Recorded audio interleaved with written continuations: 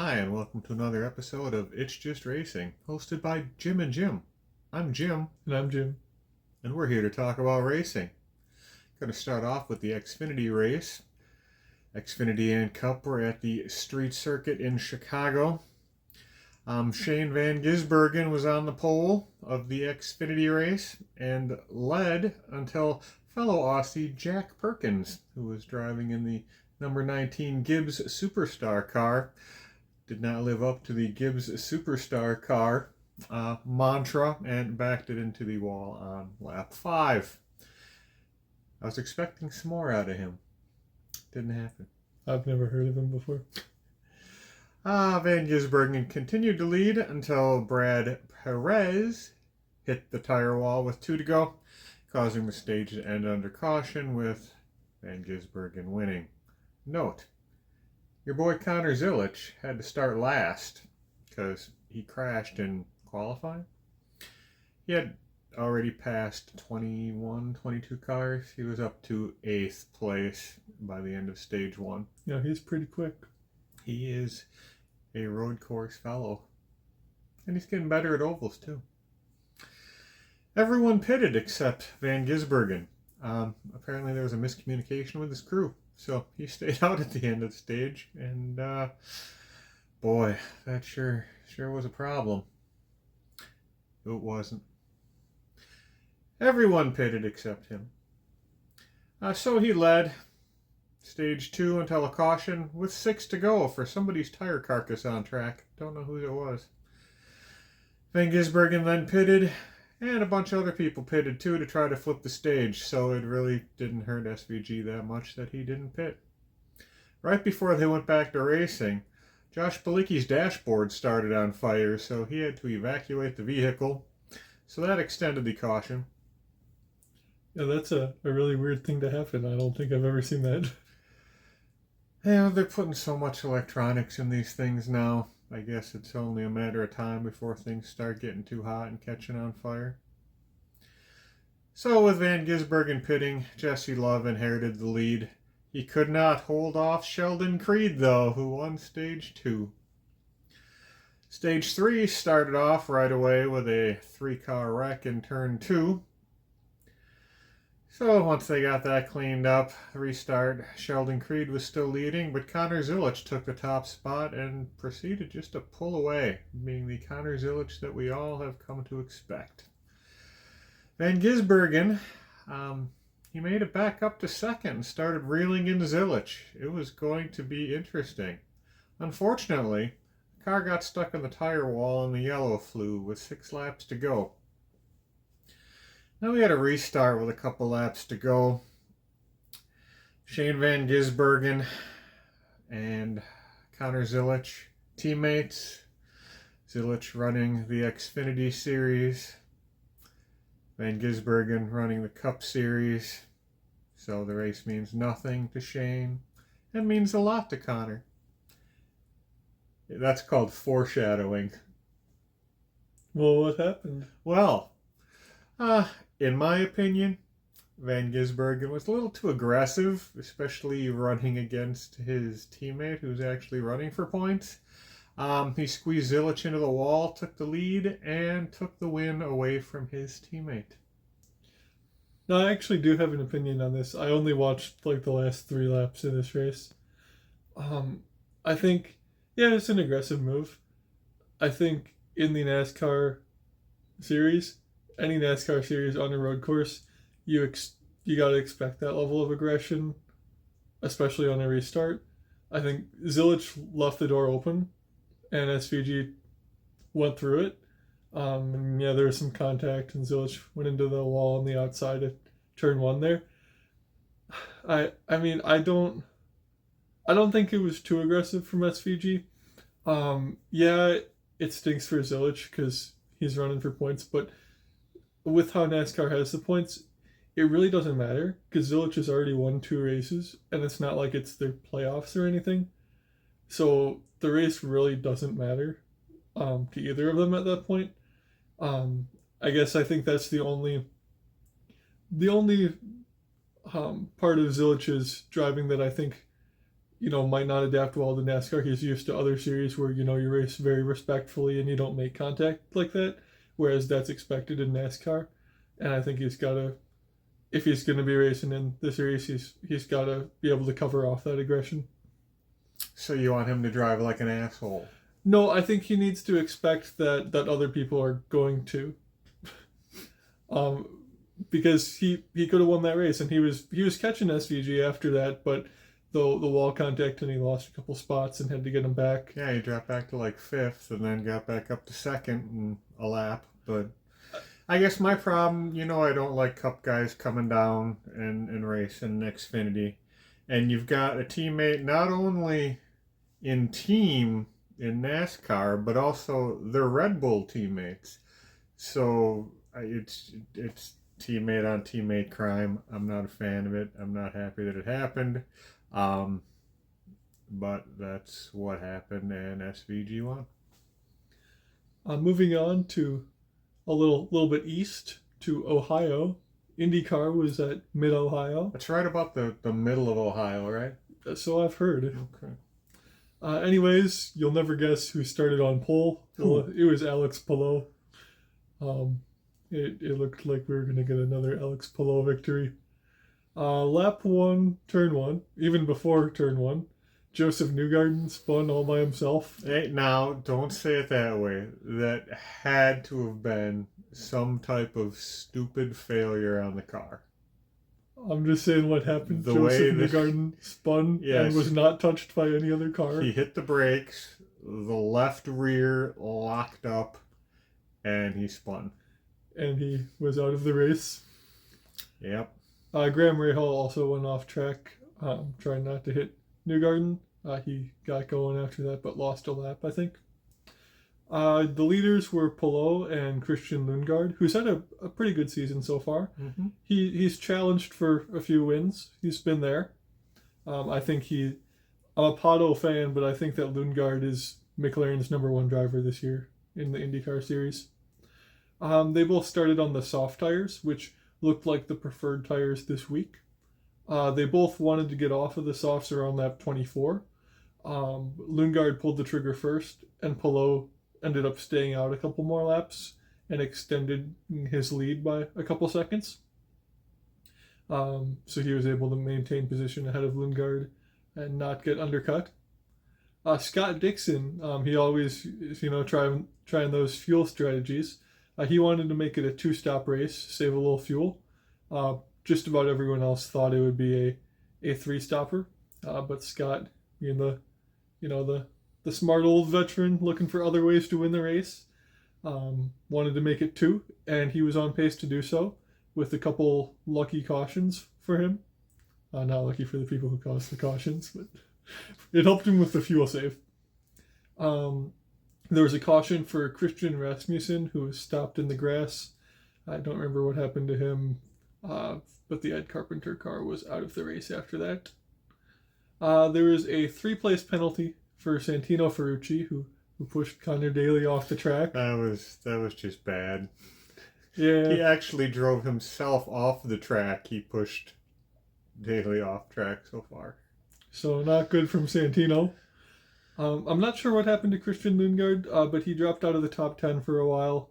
If it was something with a pit stop, or I'm not sure. But it then became a race between Alex Palou on the 3-stop strategy and Scott Dixon on the 2. If Palou would be able to get a big enough lead for that extra stop. And so he was pushing hard, maybe a little too hard. He made a mistake right before his 3rd stop. He went off track, lost a few seconds. At this point, Dixon made his last stop. It was lap 61 out of 90. So he had split the race up nicely into thirds. And Kiffin Simpson, the Ganassi teammate, was on the same strategy as Dixon. They pitted on the same lap, and he looked like he was going to have a real good finish, but he stalled it in the last pit stop and lost 9 or 10 seconds. So his race was done, or it wasn't done, but his chances at a podium were gone. And you just can't make those kind of mistakes with how close the field is. After that, Alex Palou made another uncharacteristic mistake. With 6 laps left, It looked like he just pushed the braking point a little too far and went offline and went a little bit off track. And he lost the lead to Scott Dixon, who was able to hold on for the win by about 4/10 of a second. So it was real close. Polo tried to get him back, but Dixon held on for his first win of the season. Hey, so there's been more than 2 winners now in IndyCar. Yeah. And Christian Lundgaard rounded out the podium. And what this does now to the points, Alex Palou has a 113-point lead over Kyle Kirkwood with 7 races to go. So that's more than a 2-race lead. And notably, Joseph Newgarden, your buddy, he is 19th in points right now. He's buried down there. He is statistically having his worst season ever. Didn't you look that up? Yeah, his rookie season, he finished like 14th or something. Yeah, it's not been good. Not been good for any of the Penske cars this year. Yeah, didn't Will Power had a lost failure. power. Yes. And yeah, had to park. So it's something's going on down at Team Penske. So Captain, if you want to call Junior and I here, we can come down there and get stuff straightened out for you. Moving on to the NASCAR Cup Series that does not have a sponsor. It's just an empty cup. 10 cars had to start at the back for various reasons.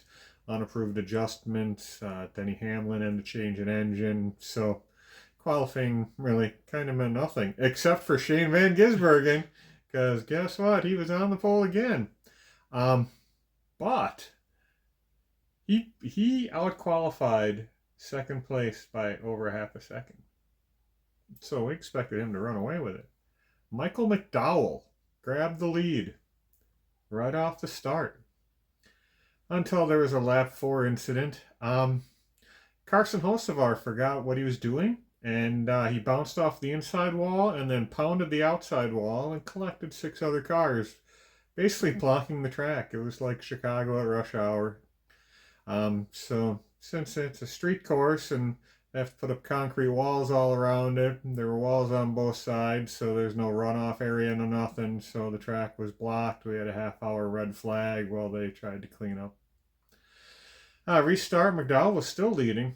Him and Van Gisbergen, they were just, it's like almost like they were a team trying to just pull away and figured, hey, we'll fight it out later. We're the only 2 guys who know what we're doing. They had an 8-second lead on the 3rd place car.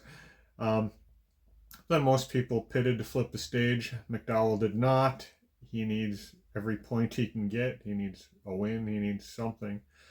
He stayed out, got the points like a proper racing driver, and won the stage. Stage 2, McDowell was still leading until there was a caution. Josh Berry was stuck broken on the track after being dumped by Eric Jones. McDowell finally pitted from the lead under caution, but as he was coming around to the pits, he had to shut his car off because his throttle was stuck at 75% open. Saw some replays. He's smoking the tires, trying to keep the thing wound up. So, yeah, $5 throttle cable ended what looked to be a win for Michael McDowell. So that sucked for him and the Spire team. I would assume that's something they change every race. I don't know why a throttle cable would fray that quickly. I mean, I changed it every year just because. So that was every 20, 25 races. This is NASCAR. You can't have that kind of stuff. But that wrecked his day.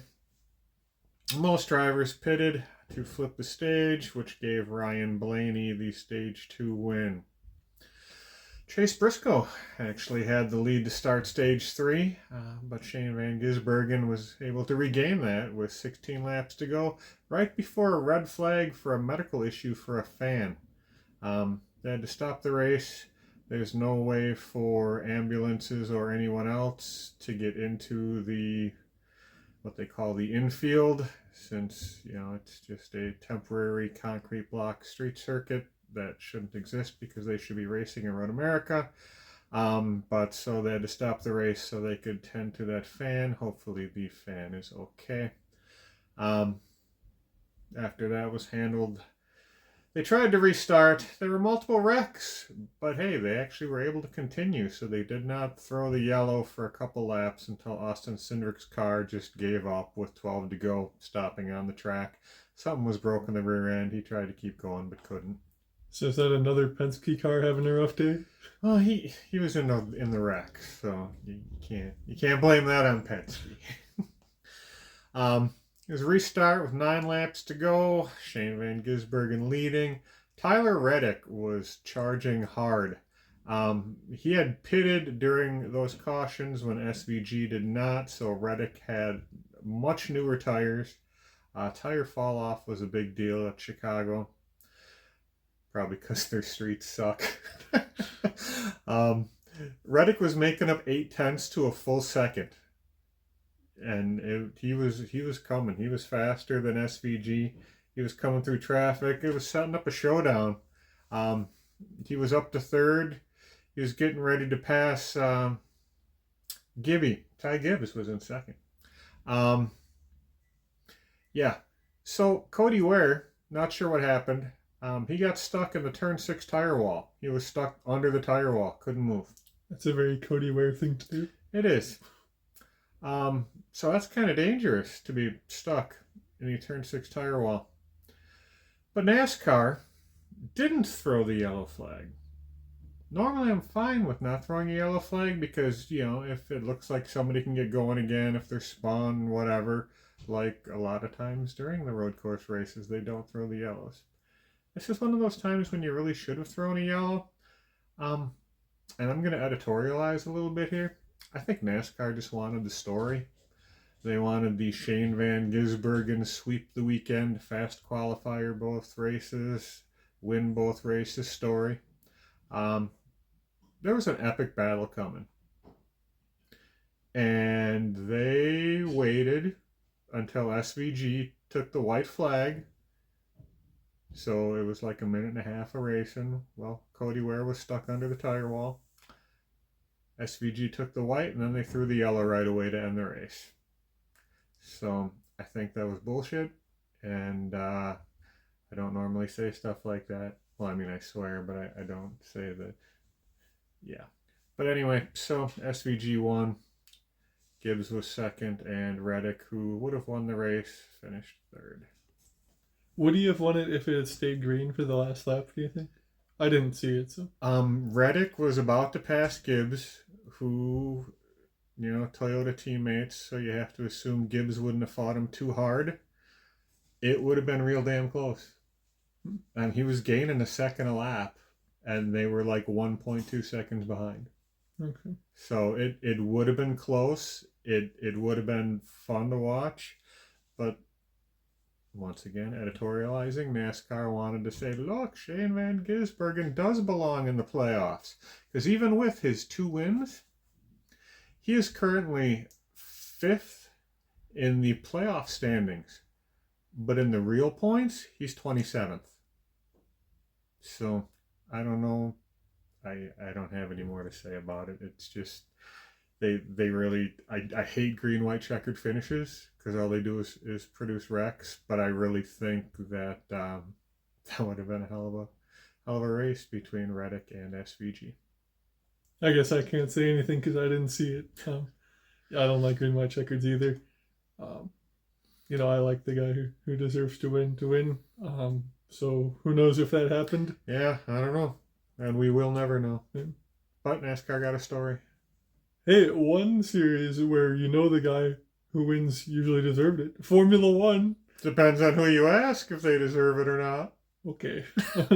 Anyways, Formula One was at Silverstone for the British Grand Prix. It's always a big weekend. The drivers get real excited, especially the British ones. It's a big race for them. They always want to win there. It's huge crowds, the home of Formula One. I think going to Silverstone would be fun sometime, just because it's the birthplace. We could take my Austin Healey over there, and we could putt around on the wrong side of the road. Anyways, the British drivers, they wanted to be on pole position, but Max Verstappen said, we'll have none of that today. He put in a really good qualifying lap to put it on pole position. ahead of the McLarens and everyone else. I forget the exact order. Doesn't really matter because the race was wet. It was a wet race. Um, everybody started. Well, everybody was going to start on intermediate tires. A few drivers pitted for slicks, so they'd have to start from the pit lane. They made the call on the formation lap. A couple notable people who tried this were George Russell and your buddy Charles. So they were hoping that would work out for them. Charles. Yeah, so there were some mixed strategies in the rain, which was always interesting. There was a little battle between Lewis and Lando, the two British drivers who wanted to win. Hey, George probably wanted to win too. He was just in 18th. Yeah. They had a little battle for third place. That was a good little battle early on. Liam Lawson, he spun himself across Esteban Ocon when they were 3 wide. I think it was Yuki Tsunoda on the inside, and he caused a safety car on lap 2. Lawson was upset at Ocon, but I don't think he realized that they were 3 wide, and he just took the racing line, and he was not very aware of what was going on. Yeah, I think once he watches the replay, he's going to feel pretty stupid. Yeah, so always a good idea to not comment about the crash until you watch it. So just a little lesson for the rookie there. There was another, we didn't see it, but Colapinto retired. He did not start the race. I saw afterwards he was credited officially with a DNS, not even a DNF. Because his car was stuck in second gear and he could not get it going. And they just put an engine in that. So that's why he was starting in the back. So obviously that's not driver error, but they're going to hold it against him. And what? Are they going to throw him out? I don't know. There's rumors that they're going to put Valtteri in the seat. There's a couple weeks off before Spa. I don't like changing drivers halfway through the year. Well, they already did it once. I don't think that Flavio's tactics are very good for driver morale or development or really anything. I was just going to say that. Anyways, on the restart, Gabriel Bortoleto, he went into the wall. Another rookie mistake. It's tricky in the wet. The rookies try to push it a little. Most of them had tough days today. He got it going again, but then there was too much damage and he had to stop it on track, and there was a virtual safety car. It started raining again around lap 10 or 11, so the guys who had been on slick tires really lost out here. Really bad call from George and Charles to go on those slick tires. They lost all their track position. Max had to box. He was really struggling. Red Bull had a really low downforce package. That's how he got the pole position. He was super fast in the straights. Downforce is especially important when the track is slippery, and you could see him barely holding onto the car. He was drifting a couple turns. Yeah, the car's hard enough to drive, and with the low downforce, he didn't have a chance. Yeah, I mean, even Max could not drive that car. That's how bad it was. But after that, so he lost second place to Lando Norris because of how twitchy the car was. Everybody pitted for intermediate tires. Lando had a slow stop. It was the front left again. So that's the third one in 2 weeks. Yeah, they both had front left issues. Yeah. So Max was able to pass him back because he had a good pit stop, or at least not a bad one. Lando lost like 3 seconds on that. Oscar was clear of everyone. He was just driving away. The safety cars really hurt him. He had like a 10 or 11 second lead before the safety cars. Oscar probably would have lapped the field if there weren't all the safety cars. He was having a real good day at that point. Oh, look, you're wearing your McLaren orange shirt. I am. Alex Albon was briefly in second because he was the last one to pit. He had stayed on the original intermediate tires for as long as he could hold on. He eventually did have to box and got buried deep in the pack. There was a safety car because the rain was just too heavy. You couldn't see anything from some of the in cars. I don't know how everybody kept it on the track. I would not want to be driving in that much rain in a Formula One car. Yeah, that was rough. I'm all for drive racing in the rain, but yeah, it gets to a certain point where you can't. At this point, Lance Stroll, the Aston Martin team had executed perfect strategy with Stroll. They got him up to fourth place. What they had done is they put the soft tires on in that small like 7 or 8 lap window when it wasn't raining. He was able to pass a bunch of people, and then when they all pitted, he pitted and put the intermediates on too. So a really good strategy call from Aston. Fernando was upset that he didn't get that call, but to be fair, he was higher up. He started 7th, and the team figured to get Lance to score points, you're going to need to try something crazy.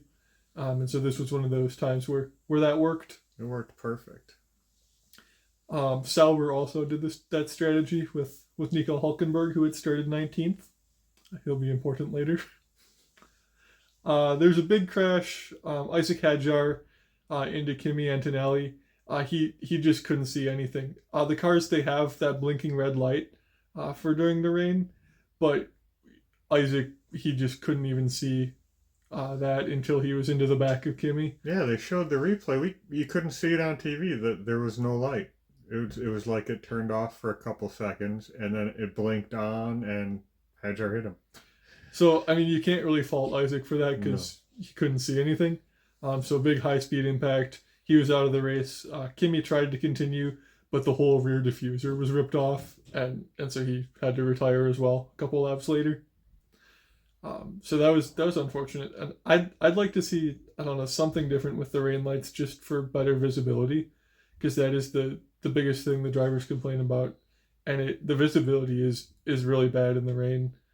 So if we could get, just some tests to make the cars a little easier to see with all the spray, I think that would be appreciated by a lot of the drivers. Yeah, if you're gonna race in the rain, you need to at least try to make it safe. At this point is where the deciding factor of the race happened. Under the safety car was about to end, and Oscar Piastri decided to hit the brakes. And he hit the brakes pretty hard, and Max flew past him, which you're not allowed to pass under the safety car. And the lead car is the control car. However, you cannot brake erratically. George Russell did it a few weeks ago, and I was really surprised he didn't get a penalty. Oscar did probably about the same thing, but it was worse because of the rain. It was twice as hard of a brake check. It was at like 60 psi in the brake lines because they could measure everything, and George's was 30. Yeah. So yeah, he slowed down like 100 miles an hour. So that was, as the commentators would say, that was a bit naughty. So I don't like to see that, just because that gets everybody all bunched up. That can cause crashes. Mugello 2020, the leader did that. There's a big crash, took out 6 cars in the midfield, and that's dangerous. So I don't like when the leaders do that. I'm a big Oscar fan, but I didn't like that move. That was a bad move. I concur. The stewards also concurred. They gave him a 10-second penalty for that, which he was not happy about. But come on, Oscar, you can't do that. Yeah, we like you, but stop your whining, because that was kind of lame. You're just sitting there pouting. It was really the first mental mistake we've seen from Oscar. Yeah. To this point, he's been really good on the mental side. So hopefully he looks back at this and realizes that was the wrong thing to do, and moves on. But anyways, Max, he spun coming to the green. I don't know if he was just trying to get the jump a little bit and there wasn't grip, but he spun it and rejoined in 9th or 10th place between the 2 Williams cars. And he really struggled in traffic with how that car was set up. He just couldn't pass because he was busy trying not to crash. At this point, Yuki Tsunoda, he took Ollie Behrman for a spin. He just drove right into him. It was, I don't know what he was doing. He got a 10-second penalty for causing a collision. Yeah. And then we had a really good battle, third, fourth, and fifth. Lance Stroll was in the podium spot for quite a while it was still wet. As the track started to dry, Nico Hulkenberg got past him in the Sauber. Remember, he started 19th. Lewis Hamilton, he was closing in. He eventually passed Stroll. Stroll really struggled once the track dried out. He was running quite well in the rain. He was doing great. But then once it dried, his pace just went away. Fernando Alonso was the first one to box for slicks. Slick tires, a few guys went on him a little too early. I was saying that guys should go on him, and it looks like that was a mistake to go as early as Fernando or George Russell did. They lost a lot of time. George went for a spin across the grass. Yeah, I know Charles took the line across the grass. Yeah, he just he cut like half the track sliding across the grass. A bunch of people in the midfield started to pit for slicks with about 10 to go. I don't know why the McLarens did, because they had so much of a lead. With Hulkenberg in third, they had like a 35-second lead. So I thought it was a little too much of a risk to pit for slicks. At that point, they could have been 3 or 4 seconds slower than everyone and still finished 1-2. But they pitted for slicks with Lando in front now after Oscar's 10-second penalty. Oscar had wanted them to swap the positions back, which that was just kind of a goofy request. He didn't approve of the penalty, so he wanted McLaren to give him the win anyway. But yeah, so Hulkenberg pitted a lap later than Lewis and was able to extend his lead, and it was looking real good for Hulk.